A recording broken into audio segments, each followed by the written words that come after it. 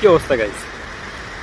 তো আজ আমি একটু বেশি প্যারার মধ্যে ছিলাম। আসলে প্যারা বলতে কেমন প্যারা, আমি এখন ভার্সিটি থেকে আমার হোস্টেলের দিকে যাচ্ছিলাম। বাইরে হোস্টেলে থাকতে হচ্ছে তাতে, কারণ আমি আর আমার এক বন্ধু হচ্ছে সামার ভ্যাকেশনে দেশে গিয়েছিলাম। সেখান থেকে আসতে আমরা প্রায় 1 মাসের মতো লেট করছি। তো ক্লাস অলরেডি শুরু হয়ে গেছে, অলরেডি 4 উইক চলে এসে।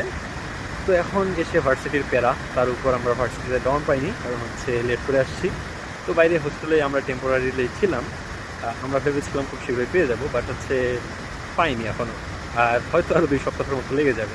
আমাদের প্ল্যান ছিল এসে আগে 2-1টা বড় সড়ো ট্যুর দেওয়া, মাথাটাকে একটু ফ্রেশ ভাবে স্টার্ট করা আর কি, আমাদের এখানে আবার নতুন করে জার্নিটা। বাট এখন ওইরকম সুযোগ হয়ে উঠছে না।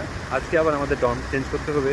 আজকে আমার জেনারেল ফিজিক্স ক্লাস ছিল, যেখানে টিচারকে আমার এটা বুঝে চলে গেছে সময় যে আমি আসলে দেশে কাজ করছিলাম। তো তিনি তো সেটা প্রথমে রাজি হলেন না, বলছেন যে প্রথম 4 উইকের মার্কস দিব না। পরে স্যারকে অনেক বুঝালাম, প্রফেসরকে বুঝালাম যে প্রফেসর আমি আগের উইকের সবগুলো ব্যাচ করে দেবো। দেন উনি শেষ পর্যন্ত রাজি হল। আরও 2জন প্রফেসরের সাথে আমার এখনও দেখা হয়নি, জানি না তাদেরকে রাজি করাইতে না জানি কত কষ্ট করতে হয়, ভালোভাবে বুঝাইতে হবে। ইনশাল্লাহ হয়ে যাবে।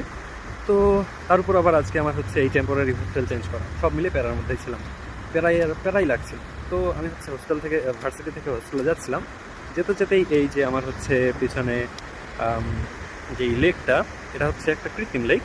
তো এই লেকটাতে হচ্ছে লেকটার সাইড দিয়ে আমার বাস যাচ্ছিল। তো বাস থেকে আমার দেখেই একটু মনটা ভালো লাগলো যে একটু নাম। তো আজ আবার একটু গুঁড়ি বৃষ্টি হচ্ছে আলমাটিতে। এখানে বৃষ্টির সাথে এই লেকটা আসলে দেখতে অনেক সুন্দর লাগতেছে।